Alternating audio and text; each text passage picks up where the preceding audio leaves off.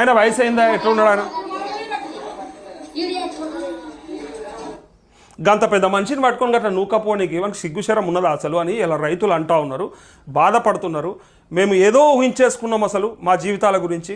ఇటు పక్క రుణమాఫీ సరిగ్గా చేయక, అటు రైతు బంధు చక్కగా వేయక, ఇటు సబ్సిడీలు రాక, ఇటు వర్షాలు చక్కగా పడక, పడి ఎక్కువ వరదలు వచ్చి కొట్టుకపోయి, ఇటు అతివృష్టి అనావృష్టి ఇలా ఎన్నిటిని తట్టుకొని రైతు పండిస్తే ఇంత బువ్వ తింటున్నామనే సోయి లేని ఇట్లాంటి దద్దమ్మలందరికీ కూడా గడ్డి పెట్టాల్సిందే. లేకపోతే వీళ్ళు ఇట్లనే పెట్టరైపోతూనే ఉంటారు. ఎవరైతే ఈ దేశంలో మరి రైతు అనేటోడు లేకపోతే ఏమవుతుంది అని ఆలోచించే ప్రతి ఒక్కరు కూడా దీన్ని ఖండిస్తారు. ఇట్లా చేయాల్సిన అవసరమే లేదు. ఎందుకంటే ఆయన చేసిన తప్పేమున్నదా? ఆయన దొంగతనం చేసి వచ్చిండా, మర్డర్లు చేసి వచ్చిండా, ఏం చేసి వచ్చిండా అన్నట్టు మెడలు పెట్టి గుంజుకపోవాలి. చెప్పే పద్ధతిలో చెప్పాలి, తీసుకుపోయే విధానంలో తీసుకుపోవాలి.